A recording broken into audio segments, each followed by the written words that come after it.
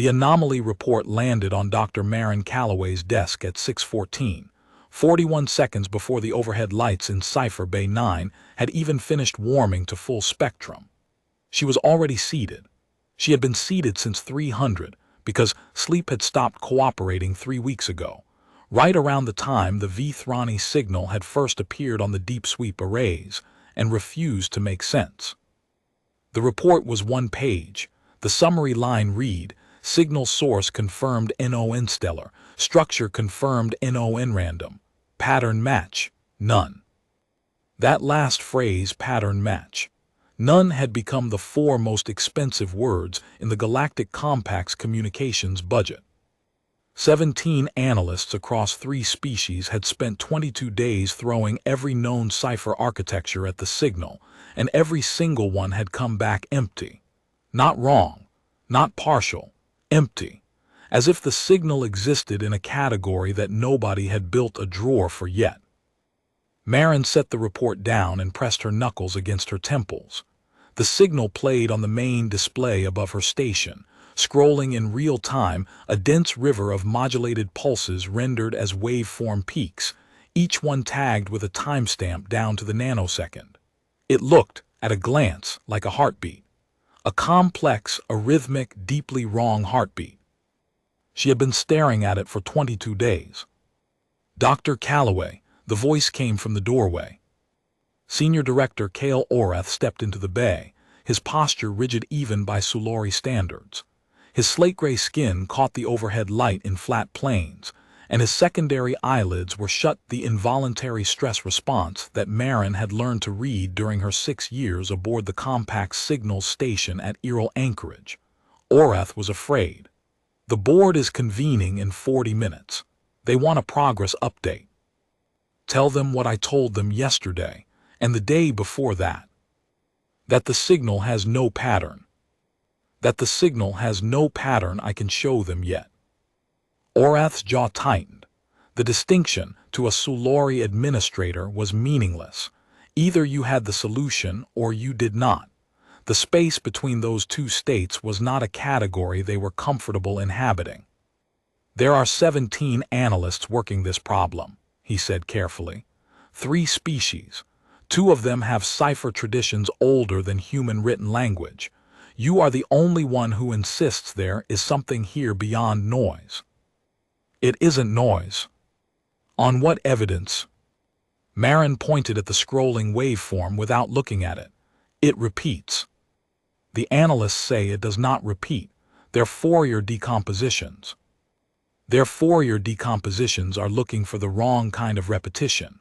Marin pulled up a side display, her own workspace, cluttered with scrawled annotations that the Sulori analysts had stopped trying to read 2 weeks ago. "They're looking for periodic cycles, frequency domain symmetry, temporal autocorrelation. All the things you look for when a signal is trying to be decoded. But this signal isn't trying to be decoded." Orath's secondary eyelids flickered open. "Then what is it trying to do?" "It's trying to be answered." The words hung in the filtered air of Cipher Bay 9. Orath stared at her. Marin could see him processing the statement, running it against the Sulori taxonomy of communication types: broadcast, query, declaration, challenge, treaty, and finding no clean match. "That is not a classification our protocols recognize," he said finally. "I know." He left. The door sealed behind him with a soft hiss, and Marin was alone again with the signal. She turned back to the main display. The waveform scrolled. The pulses arrived with metronomic regularity, 1 cluster every 4.7 seconds, each cluster containing between 11 and 19 individual peaks, each peak modulated in amplitude and phase in ways that defied every standard decomposition. The analysts had mapped the amplitude variance. They had mapped the phase shifts. They had cross-referenced both against every known cipher family in the Compact's archives: Sulori harmonic keys, Telvari braid codes, Orani stack ciphers, human RSA descendants, and post-quantum lattice systems. Nothing matched. The signal was not encoded in any architecture that any of the three species had ever invented. But it repeated. Not periodically, not in any way that a Fourier transform would catch. But Marin had noticed it on day 9, during a stretch of insomnia so deep that the waveform had started to feel less like data and more like weather. She had been watching the clusters scroll past, not analyzing them, just watching, the way you watch rain against a window, and she had felt something. Not seen. Felt. A rhythm beneath the rhythm. A shape that recurred not in the frequency domain but in the relational domain, in the way each cluster's internal structure commented on the cluster before it. She had spent the next 13 days trying to prove it. The problem was that the repetition was not exact. Each recurrence varied slightly different amplitudes, slightly different phase offsets, slightly different cluster sizes. As if the signal was saying the same thing over and over, but saying it differently each time. Like a question asked in a dozen different ways, because the asker was not sure which language the listener understood. That was the thought that had cost Marin her sleep. She pulled up her annotation layer, the one the Sulori analysts had dismissed as human intuitive noise mapping. It was a mess, colored lines connecting clusters across time, marginal notes in her own cramped handwriting, arrows pointing to phase relationships that she could feel but not yet formalize. The Sulori word for this kind of analysis was nethvar, untethered cognition. It was not a compliment. Analyst first rank Veshin had used the term in last week's status meeting, in front of the full board. He had projected Marin's annotation layer onto the main display, the way a prosecutor projects evidence, and pointed to the colored lines with the tip of his data stylus. "This is not analysis," he had said. "This is pattern matching by emotional association. It is nethvar.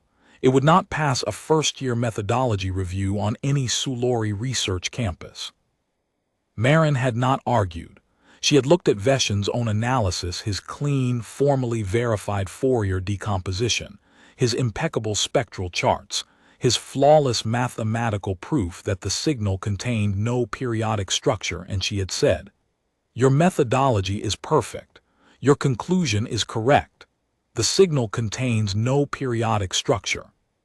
"I agree completely." Veshin had blinked both sets of eyelids simultaneously, the Sulori equivalent of a double take. "Then, why are you continuing to analyze it?" "Because the pattern I'm looking for isn't periodic." "If it is not periodic, it is not a pattern." That, Marin had said quietly, is a Sulori assumption, not a mathematical one. The meeting had ended shortly after that. Veshin had filed a formal objection. The board had noted it. Marin had gone back to cipher bay 9 and kept staring. But Marin was not a Sulori analyst. She was a human cryptographer, and human cryptographers had a long and documented history of solving problems that should not have been solvable, using methods that should not have worked, by thinking in ways that made formally trained alien mathematicians deeply uncomfortable. She opened a new window and began writing. Not equations, not code, not formal notation. She wrote in English in full sentences describing what she felt when she looked at the signal. She wrote, "Each cluster is a question. The question changes shape but not substance. The substance is, are you there? Can you hear this? Do you understand?" She stared at what she had written.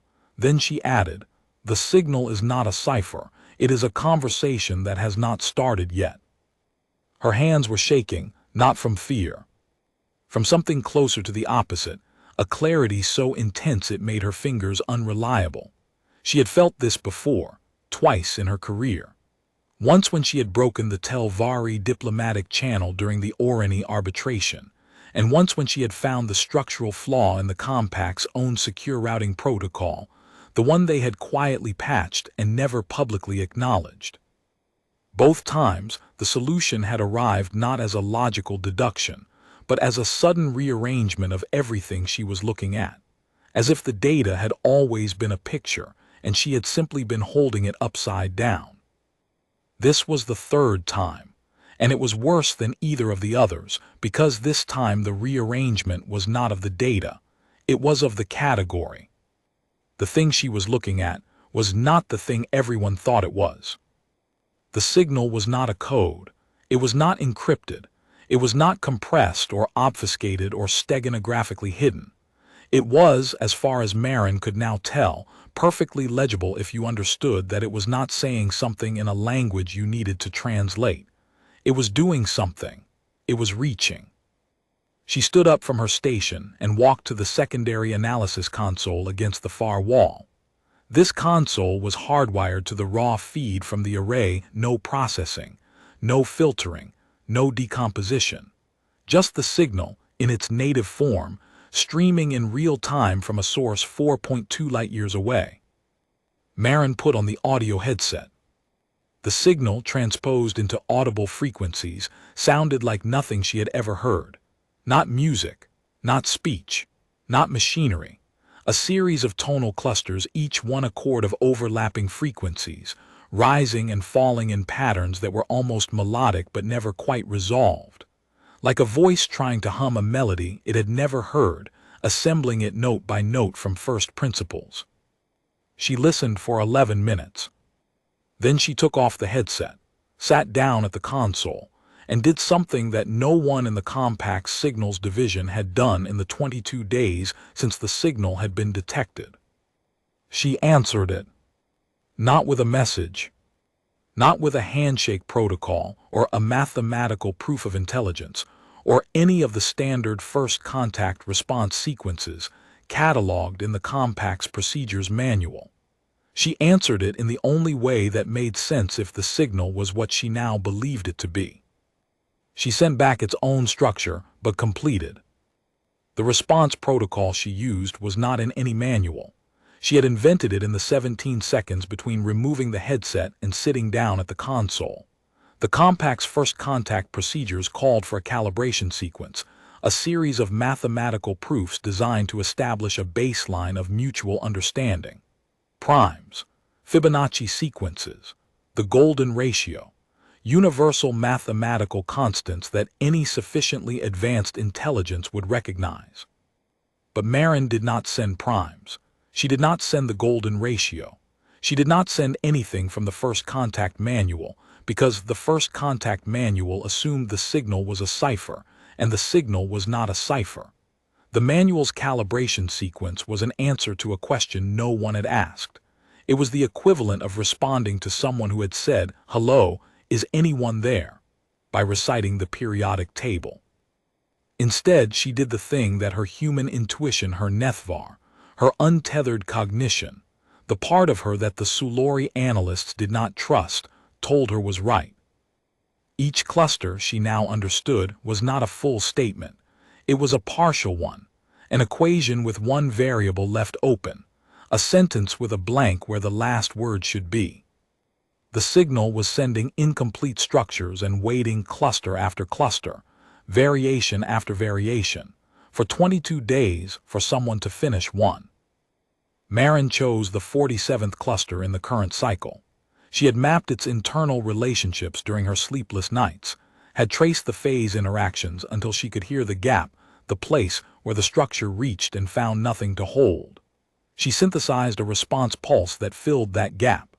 A single, brief transmission, 13 microseconds of modulated carrier wave, shaped to complete the cluster's internal logic the way a missing puzzle piece completes a picture. She sent it. The main display updated. The scrolling waveform continued for exactly 2.3 seconds after her transmission reached the estimated signal origin. Then it changed. Not stopped, changed. The clusters shifted. The repetition pattern the one Marin had spent 13 days proving existed broke.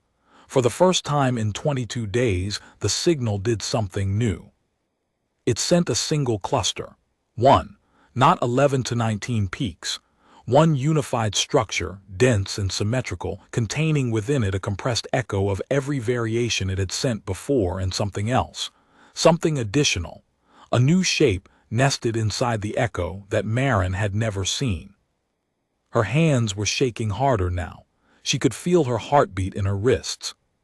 The clarity was a white heat behind her eyes, and she understood with absolute certainty that she was looking at an answer to her answer.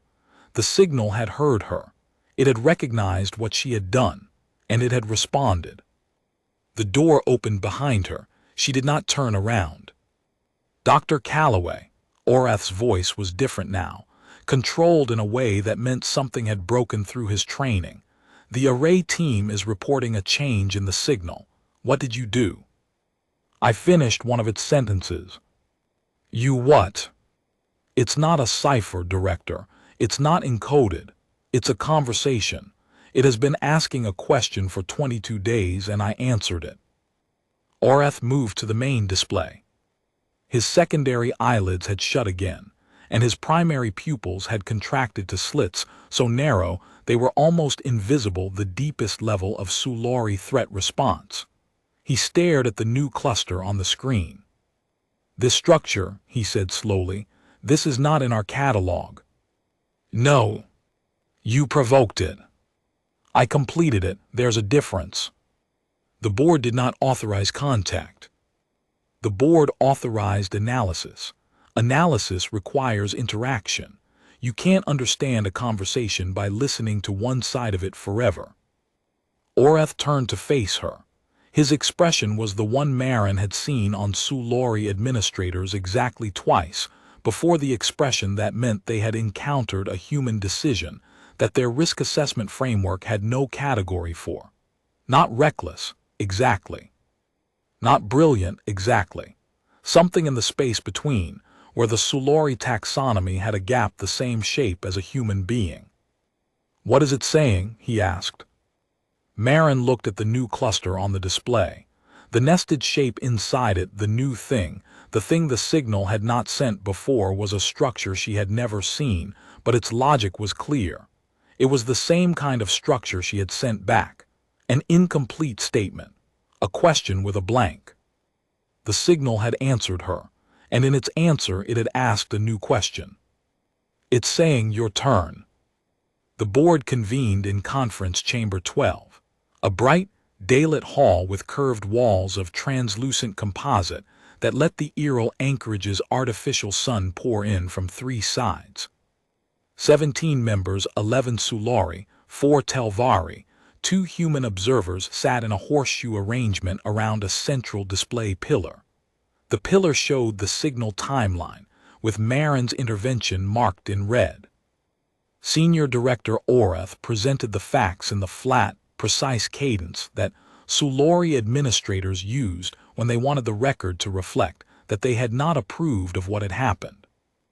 Dr. Calloway transmitted a response pulse at 0641 without board authorization. The signal changed immediately. Current status. The signal has ceased its prior repetition cycle and is now transmitting a single new structure on a 2.3-second interval. Our analysts have not yet categorized the new structure. Board Chair Severin Kale leaned forward. She was old for a Sulori. Her slate-gray skin had faded to the color of dry river stone, and her secondary eyelids moved slowly, deliberately, like shutters on a camera that had been taking pictures for a very long time. Dr. Calloway, she said, you are telling us that this signal, which 17 analysts from 3 civilizations could not decode in 22 days, is not a cipher. Correct. And that you determined this by listening to it. By listening to it, and by looking at it in a way that your analysts were not looking at it. Explain. Marin stood. She had rehearsed nothing, but the clarity was still there, not dimming, if anything intensifying, a frequency in her own cognition that she could feel thrumming against the backs of her teeth. Your analysts decomposed the signal into its component frequencies, mapped its amplitude variances, and cross-referenced the results against known cipher architectures. This is the correct procedure for analyzing an encrypted transmission. But this signal is not encrypted. It is not trying to hide anything. It is trying to find something. She pulled up her annotation layer on the central display.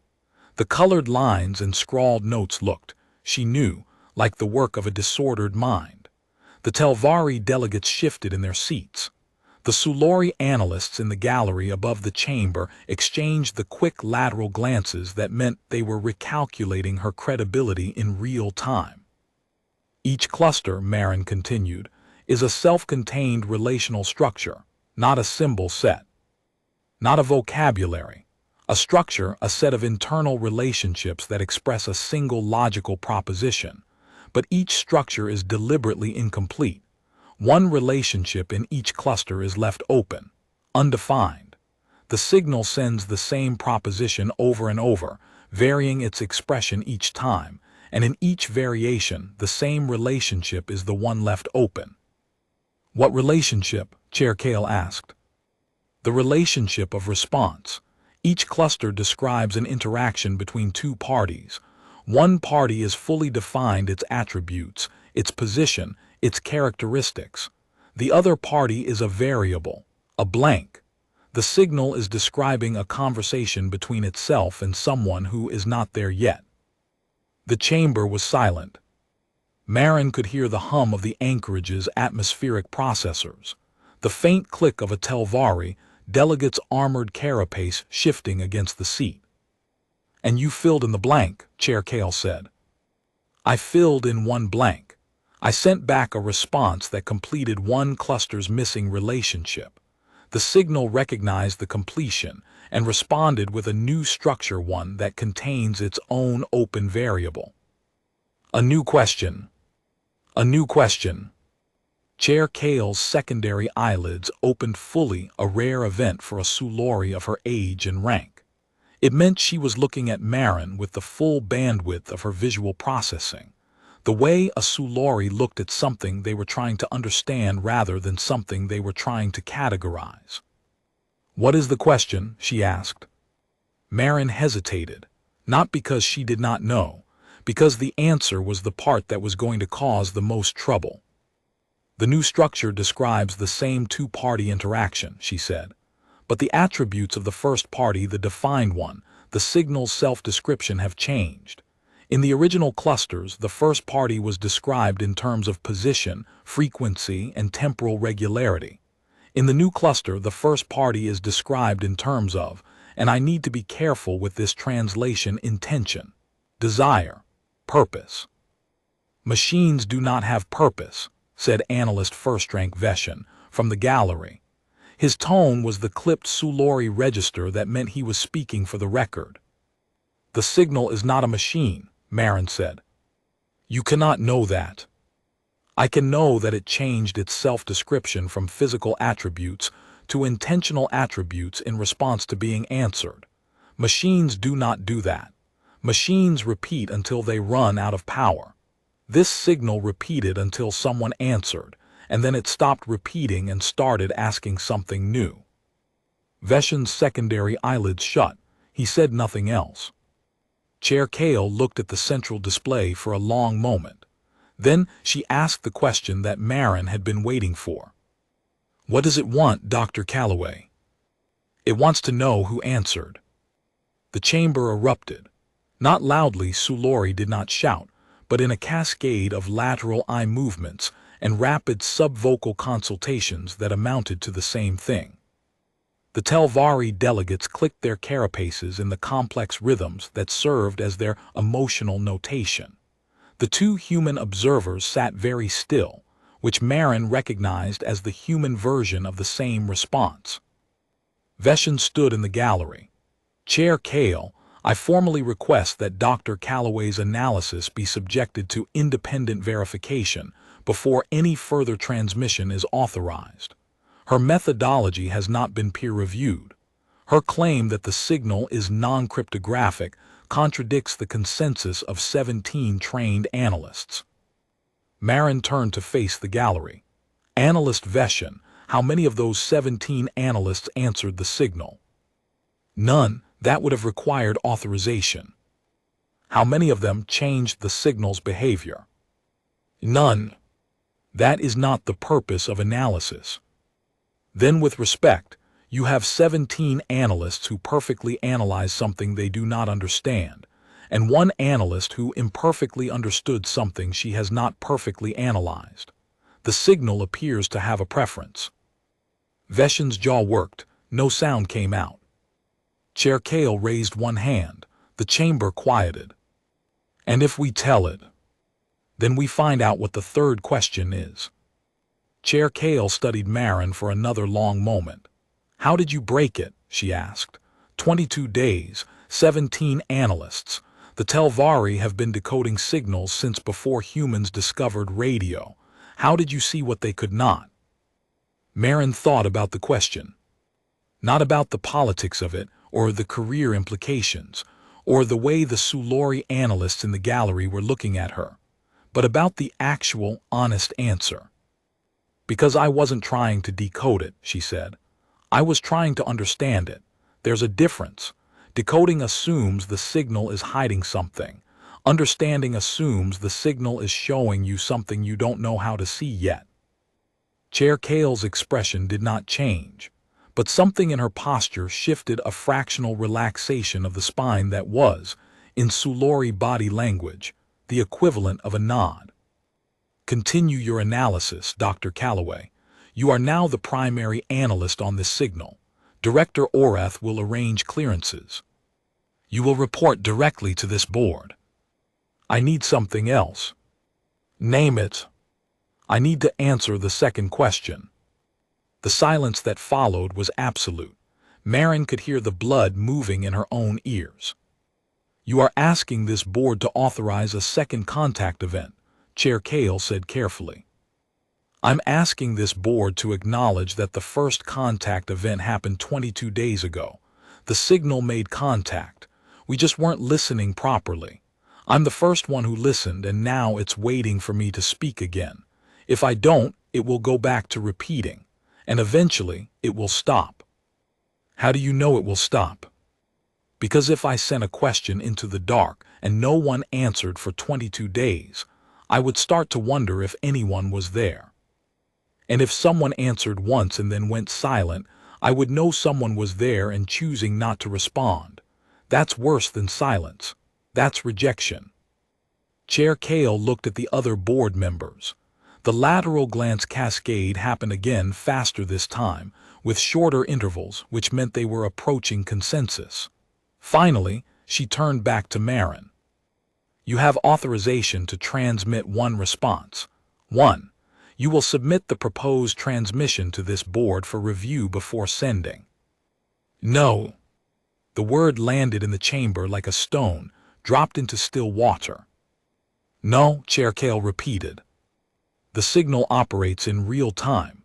Its clusters arrive every 2.3 seconds now. If I draft a response, submit it for review, wait for 17 board members to debate the implications, revise it based on committee feedback, and then submit a final version, the delay will be measured in hours, possibly days, and the signal will interpret that delay as hesitation, as uncertainty, as someone who answered once and is now afraid to answer again. You are asking for unsupervised authority to communicate with an unknown intelligence. I'm asking for the same authority you give every translator in every first contact scenario, the authority to respond in the moment, because the moment is where communication happens. Orath stood. His expression was the one Marin had learned to read as near panic contained by professionalism. Chair Kale, I must formally note that Dr. Calloway's request is without precedent. The Compact's communications protocols require board review of all first contact transmissions. Director Orath, Marin said, and her voice was steady in a way that surprised even her. The Compact's communications protocols also state that the purpose of first contact procedures is to establish meaningful communication. 22 days of board-reviewed analysis produced zero communication. 41 seconds of my unreviewed response produced the first genuine exchange in this signal's entire detected lifetime. The protocols are not working. I am. The chamber was silent again. Chair Kale looked at Marin for a long time. Then she said, "How long do you need?" "I don't know. The signal is asking me a question. I need to figure out the answer before it stops asking. And if the answer is dangerous, everything worth knowing is dangerous. The Korath sequence was dangerous, 4 centuries of work that we fed into the crucible because the Sulari believed understanding was worth the risk. This is the same decision, Chair Kale, the same question. The only difference is that this time, the thing we're trying to understand is asking us the same question back. And if the answer changes something, the answer has already changed something. The signal knows we're here. The only question left is whether we're interesting enough to keep talking to. Chair Kale stood. The other board members stood with her, a formality, but one that carried weight. Dr. Calloway, you have direct transmission authority. No review delay. You will record every transmission and every response for the board's post-event analysis. You will have a Sulari observer in the bay at all times. Orath, if you prefer. Marin nodded. I'll take Orath. He's scared enough to pay attention. One of the Telvari delegates stood. Telvari were short, armored, and spoke in rhythmic clicks, supplemented by compact standard for cross-species meetings. This one delegate, Torek, the senior member of their analytical corps, clicked twice, sharply, and then spoke in standard with the careful diction of someone translating emotion into a language that had not been designed for it. For the record, Torek said, the Telvari Analytical Corps has been decoding signals for 11,000 years. In that time, we have encountered 1,700 unique cipher architectures. We have broken all of them. This one we did not break, not because we are less capable than Dr. Calloway, because we were asking the wrong question. He paused. The armored plates on his shoulders shifted, the Telvari equivalent of squaring one's stance. We asked, what is this saying? She asked. What is this doing? That is a different discipline. We have no word for it, but we should. He sat down. The chamber was silent for a moment that stretched until Chair Kale nodded once and the session ended. She did not wait for a response. She was already walking back to Cipher Bay 9, her stride long and unhesitating, the clarity burning behind her eyes like a star that had just found its frequency. Orath caught up with her in the corridor. His breathing was faster than normal, the Sulari equivalent of a human's flushed face. You understand that if this goes wrong, the board will require a formal investigation. Define wrong.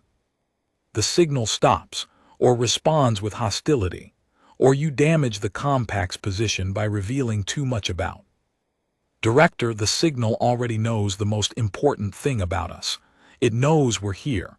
It knows we heard it. And it knows one of us understood it.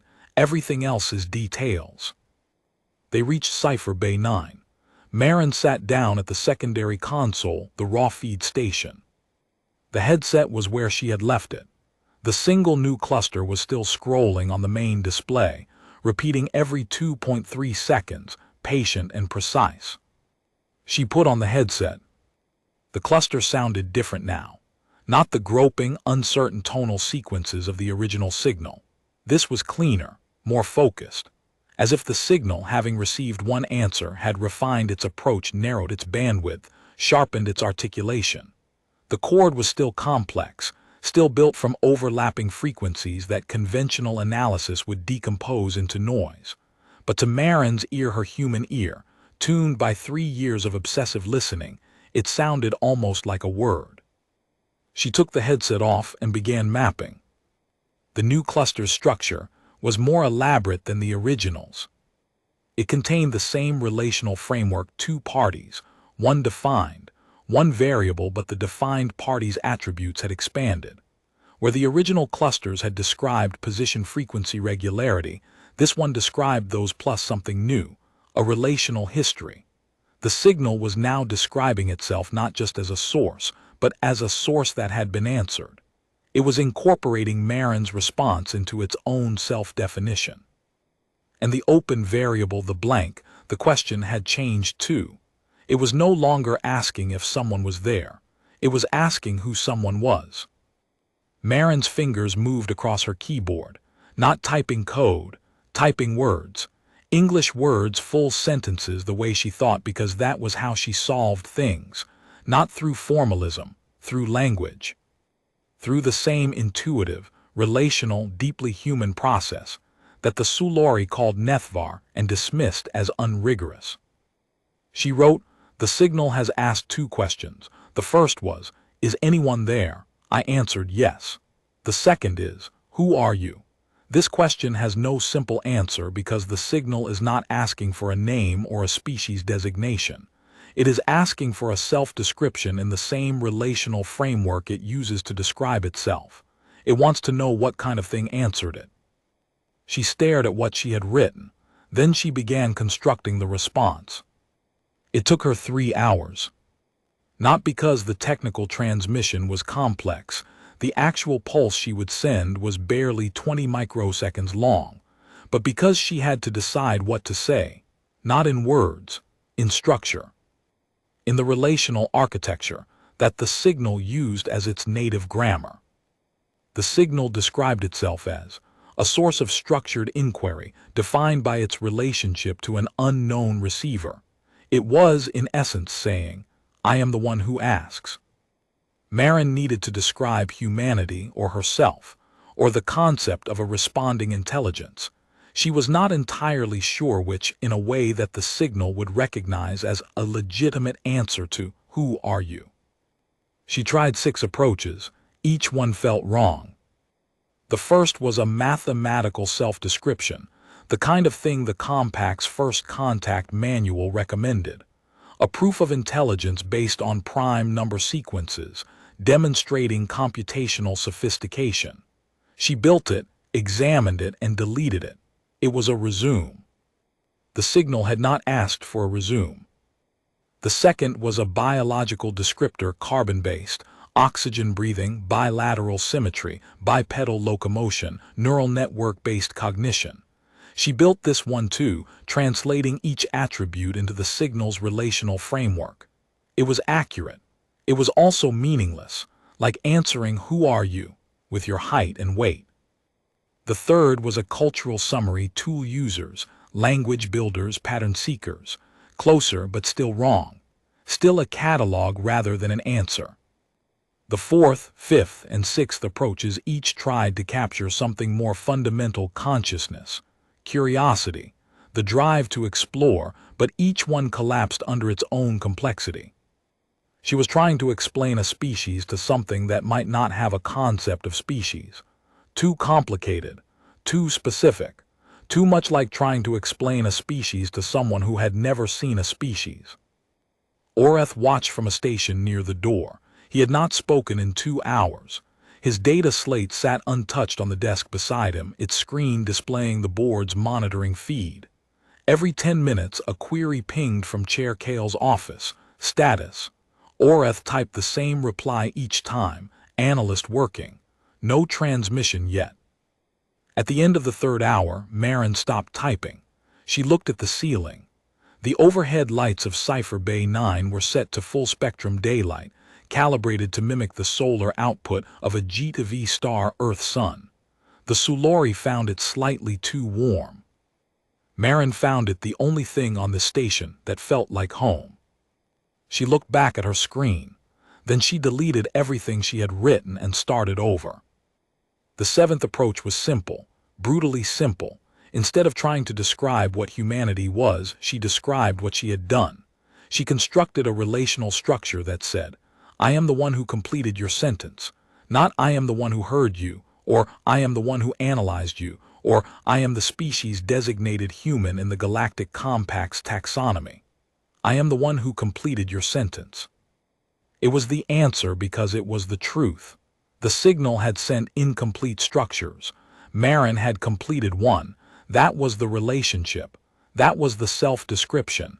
Everything else was resume. She synthesized the response pulse, 22 microseconds. She calibrated the carrier wave, modulated the phase to match the signal's native framework, and cued it for transmission. "Director," she said, "I'm sending." Oreth looked up. His secondary eyelids were shut. He said nothing. Marin transmitted. The response time was 2.3 seconds, exactly one cycle. The signal received her answer and replied in a single beat, as if it had been waiting with its hand on the trigger. The new cluster appeared on the main display. Marin's breath caught. It was not a question. It was a statement, a declaration. The first non-interrogative structure the signal had sent in 22 days and 3 hours of continuous transmission. Marin mapped it in 9 minutes. Her hands were shaking so badly that she had to type each annotation twice. Oreth had risen from his station and was standing behind her, his Sulori composure visibly fracturing. "What does it say?" he asked. Marin looked at the structure on her screen. The relational framework was clear, elegant, almost impossibly elegant, a logical proposition expressed in a grammar that used no symbols, no vocabulary, no syntax in any conventional sense, only the relationships between its own internal components. And it said, "Then you are the one I have been looking for." Not the species, not the civilization, not the intelligence on the other end of the signal. The structure used the singular relational referent that Marin had used in her own response. It was speaking to her, specifically. The one who completed the sentence. "It's not talking to the compact," Marin said.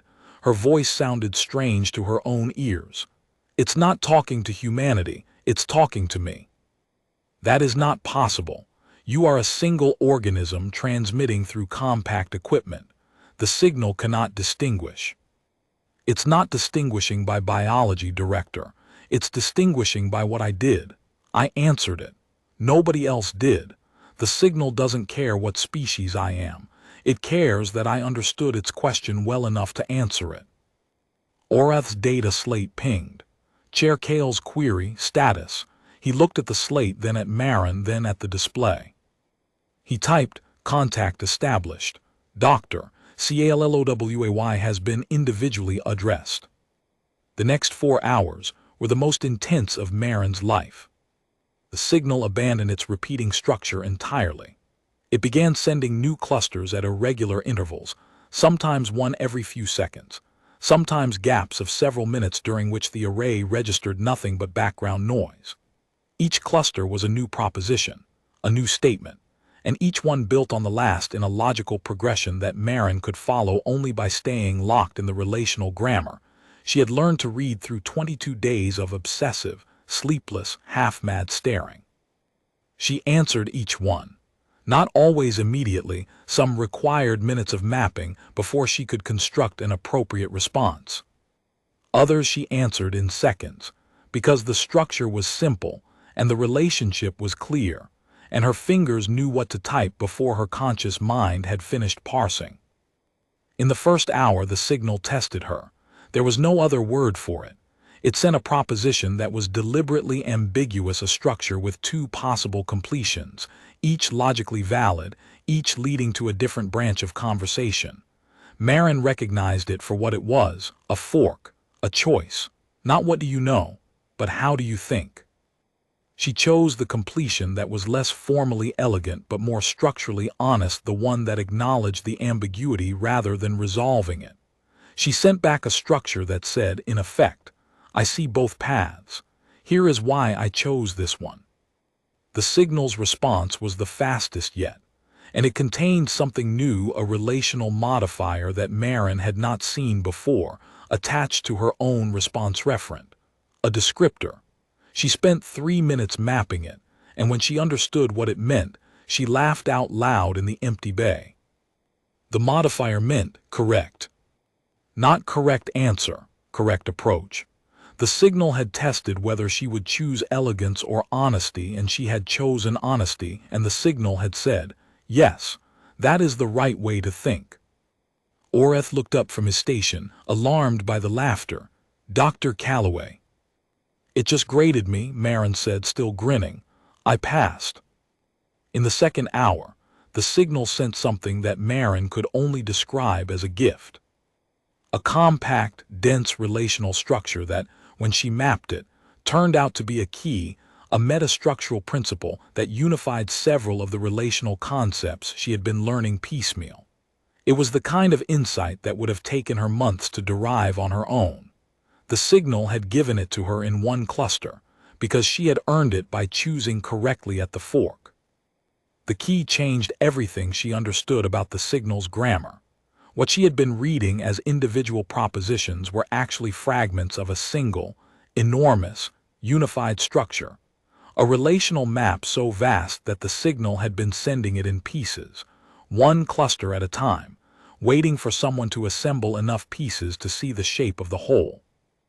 Marin could see the shape now, not all of it, but enough to know that what the signal was describing was not a message, it was a mind. Orath reported to the board in real time. The board sent analysts. The analysts stood in the gallery above Cipher Bay 9 and watched Marin work, their data slates recording everything, their faces displaying the full spectrum of Sulori emotional response.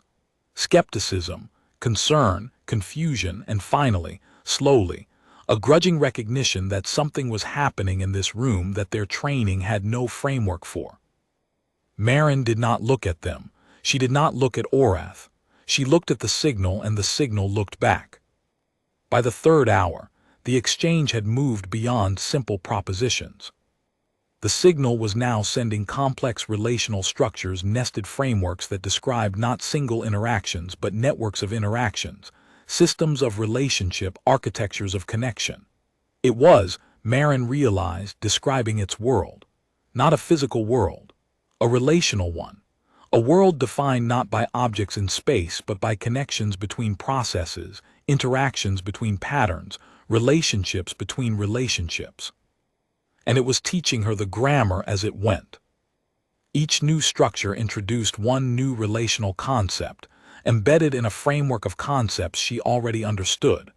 Like a language teacher who builds vocabulary one word at a time, each new word used in a sentence made of old words. The signal was patient, methodical, brilliant. And it was moving fast, because Marin was moving fast, because the clarity in her head was burning at a frequency that matched the signal's own rhythm, and she understood with the terrifying lucidity of someone standing on a peak. They have spent their whole life climbing toward that. This was what she had been built for. Not trained, not educated, built. Whatever combination of neural architecture and obsessive temperament and 3 a.m. insomnia and stubborn refusal to accept pattern match. None as a final answer, whatever had made her the person who sat in this chair and listened when everyone else had stopped. That was the thing the signal had been looking for. A mind that did not decode, a mind that understood. By the fourth hour, Marin could read the signal's grammar almost fluently. The structures arrived, and she parsed them in seconds, constructing responses that elicited new structures, which she parsed and responded to in a rhythm that was almost conversational. The analysts in the gallery had stopped taking notes. They were watching the way people watch something they do not understand but recognize as important with the quiet, slightly frightened attention of witnesses.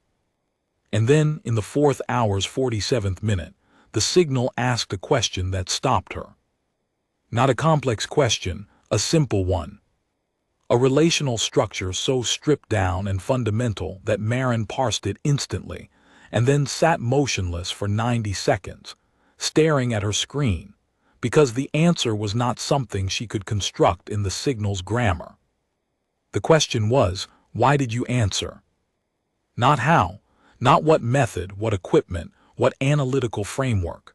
Why? The motivation. The thing that made a single human cryptographer sit in a bright bay at 3 in the morning, sleepless, staring at a signal that everyone else had given up on, looking for a pattern that no decomposition could find. Marin's hands hovered over the keyboard. The clarity that had been sustaining her for hours flickered, not fading, but shifting, refocusing, turning inward. The signal was asking her to do something she had never done. Explain not a pattern but a person. Not data, but the thing that drives a mind to stare at data until the data starts to make sense. She typed in English first, because she needed the words before she could translate them into structure. She typed, because it was there, because it was a question nobody else could answer, because the gap in the pattern was the most interesting thing I had ever seen, and I could not stop looking at it, and the looking became understanding, and the understanding became an answer. Because the only thing worse than a question with no answer is a question that nobody is trying to answer. She stared at the words, then she translated them. The response pulse was the longest she had sent, 41 microseconds, dense with nested relational structures, each one expressing a facet of the concept she was trying to convey, the drive to understand, not the Sulori drive to categorize or the Telvari drive to archive or the institutional drive to produce a report for a board. The human drive, the thing that kept you awake at 300, staring at a waveform, looking for the shape beneath the shape. The thing that felt like obsession, but was actually the deepest form of attention. She sent it. The signal's response arrived in 0.7 seconds, the fastest response time in the entire exchange, as if the signal had understood her so quickly that the delay was nothing but transmission lag. The new cluster appeared on the display. Marin mapped it in 4 seconds, because it was the simplest structure the signal had sent since the very first exchange. It said, yes, that is the same reason. Marin's vision blurred, not the signal, her vision. She blinked and something warm tracked down her left cheek and she realized she was crying. Not from sadness, not from joy, from recognition. The signal, whatever it was, wherever it was, whatever kind of intelligence lay behind those modulated clusters, had just told her that the reason she had answered was the same reason it had asked. The drive to reach across the gap, the need to find someone who understood, the refusal to stop looking, stop asking, stop sending, even when 22 days of silence suggested that nobody was listening. They were the same. Not the same species, not the same biology, not the same physics or chemistry or form, the same need. Dr. Calloway, Oreth's voice was very quiet. She had never heard a Sulori speak that quietly. What did it say? Marin wiped her face with the back of her hand. The clarity was still there, brighter than ever, a steady note that she now recognized as the frequency of someone who had found what they were looking for. It said, we are the same. The same as what? The same as each other. It asked me why I answered its signal. I told it the truth, and it said, that is the same reason I sent it. Oreth's secondary eyelids opened, both sets. The full bandwidth of his visual processing turned on Marin, and for the first time in 6 years, she saw something in a Sulori's face that she could only describe as wonder. It was lonely, he said. No, Marin turned back to the display. The signal was sending again a new structure, building on everything that had come before, reaching forward into a relational space that neither of them had mapped yet. Not lonely. Lonely is the wrong category. It was looking. The way I was looking. Not for company, for comprehension. For the specific, rare thing that happens when one mind reaches out and another mind reaches back and the shape of the reaching matches. She put the headset back on. The signal's new structure sounded, in audible frequencies, almost like a voice. I need to keep answering, she said. It's still talking. How long? I don't know, as long as it takes. Oreth sat down. He picked up his data slate, typed a status update to the board, and then set the slate face down on the desk. He watched. Marin listened. The signal spoke, and she answered, and it spoke again, and the conversation between two kinds of loneliness continued in a bright bay at the edge of known space, carried on a grammar that no one else in the galaxy could read. The analysts in the gallery eventually stopped watching and started listening. Not to the signal, they could not hear it from the gallery, and the raw data on their slates was meaningless noise to their decomposition algorithms. They listened to Marin, to the rhythm of her typing, to the small sound she made as she worked, a sharp breath when a structure surprised her, a low murmur when she found a connection. the occasional laugh when the signal sent something that was, in its alien grammar, funny. They listened to a human being having a conversation that no one else could follow, and they did not understand it, but they understood that it mattered. At hour 5, Veshin descended from the gallery. He crossed the bay floor without speaking and stood beside Marin's station, his data slate held against his chest like a shield. He watched the clusters arrive and watched Marin's responses flow back and watched the signal's replies appear on the display. And after 14 minutes of silence he said, very quietly, "You are not translating it." Marin did not look up. "No."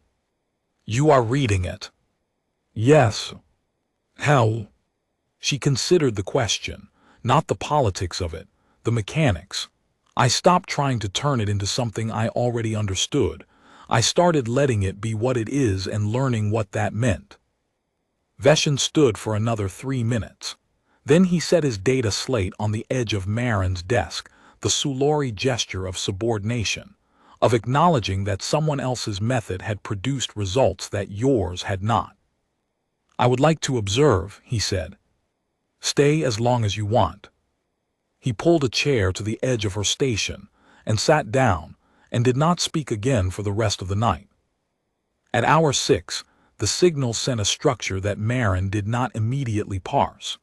It was the most complex thing she had received, a nested hierarchy of relational propositions, each layer built on the one below it, the whole thing forming a shape that she could almost but not quite resolve.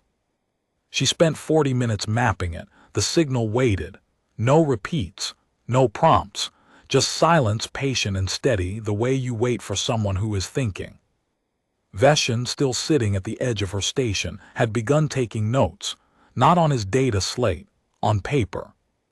Marin had given him a notebook and a pencil from her desk drawer, and he was writing in the Sulori script dense, angular characters that flowed right to left, transcribing not the signal's data but his own observations of how Marin worked. How she tilted her head when a cluster surprised her. How she typed in bursts, paused, then typed again. How her breathing changed when she was close to understanding something faster, shallower, as if her body was trying to match the frequency of the thought. He was watching a human mind operate at its edge, and he was documenting it with the same precision he had once applied to his Fourier decompositions, and Marin realized that this was his way of learning, not the signal's grammar, her grammar, the grammar of human cognition. When Marin finally understood the structure, she sat very still for a long time. "Director," she said. Oreth looked up. "It's offering to teach us." "Teach us what?" "Everything it knows. Its entire relational framework, its understanding of the universe, expressed in the grammar it's been teaching me. It says it has been sending for a very long time, to many places, and I am the first one who answered." Oreth absorbed this.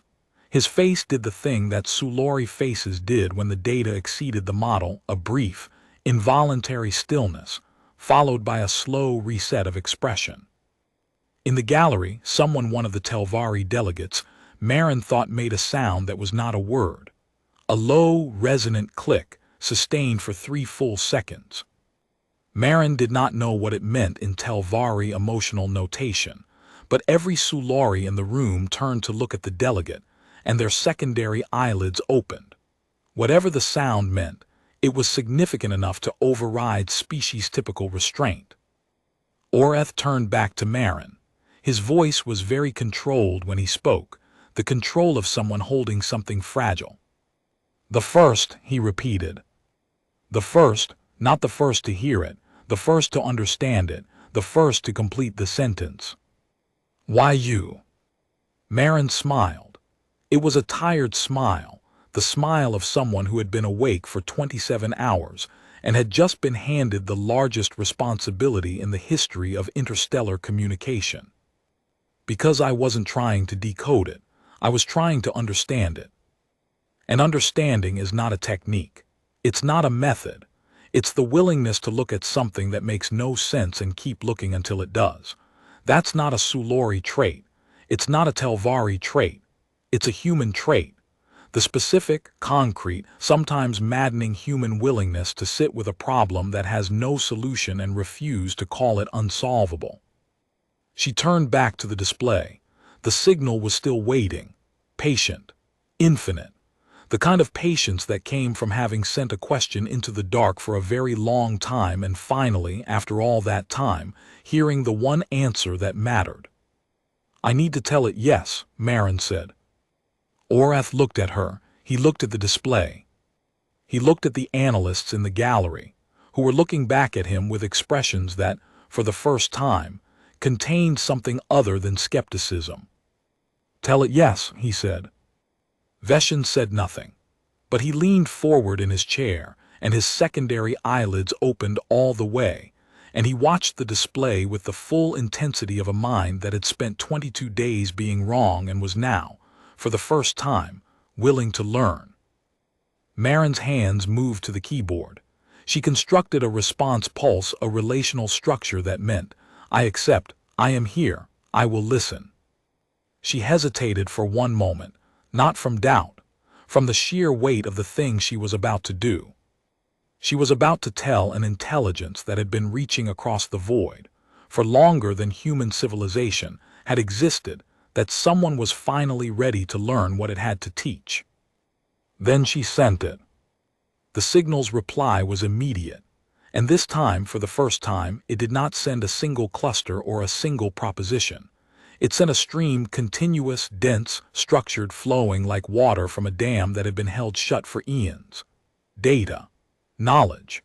The relational map of a mind that had been waiting in the dark, patient beyond all patient things, for someone to answer the one question that mattered. "Are you there?" Marin Calloway, human cryptographer, 34 years old, sleepless, shaking, weeping, lit by the full-spectrum daylight of a station at the edge of nowhere, put on her headset and began to listen. In the gallery above her, 17 analysts from 3 species watched a single human woman receive the first lesson in a curriculum that would take the rest of her life to learn. And none of them moved, and none of them spoke, because they understood, all of them, even the ones who had dismissed her methods and doubted her conclusions and called her work Nethvar, that they were watching something that did not have a category. They were watching a mind that had refused to stop looking, find the thing it had been looking for. The signal poured in. Marin listened. Veshin set down his pencil. Orath set down his data slate. The Telvari delegate in the gallery made the long, sustained click again, and this time Marin knew, without being told, that it meant reverence. They were watching something that no methodology could have predicted and no protocol could have produced. Not a breakthrough, not a discovery, something older and simpler than either of those words could hold. A question sent into the dark by something that did not know if anyone would hear. An answer given by someone who could not stop looking until she understood. And the conversation that began when the shape of the question and the shape of the answer turned out to be the same. In the bright bay at Errol Anchorage, the conversation that had been waiting to happen since before the compact existed finally, quietly began.